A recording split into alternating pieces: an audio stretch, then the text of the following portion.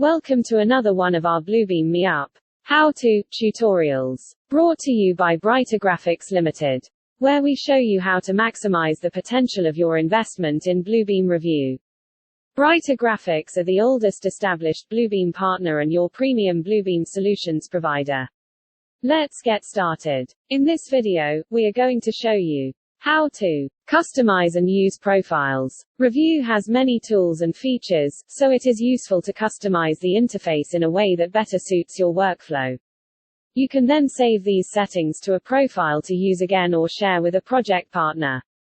To access Revu's profiles, click Revu in the menu bar. Select Profiles. To add a new profile, click on Manage Profiles. Click Add. Name your profile. Click OK. With profiles set up, click OK. Back at the Revu interface, start customizing the Revu interface, reordering, and moving panels around to your liking. For example, drag the Studio icon to the top of the panel bar and Tool Chest icon directly beneath that. You can also turn off unnecessary panels if you will not be using them. Right-click on the icon of the panel you want to hide, then click Hide. To make a panel reappear, right-click on the panel area where you want it to appear.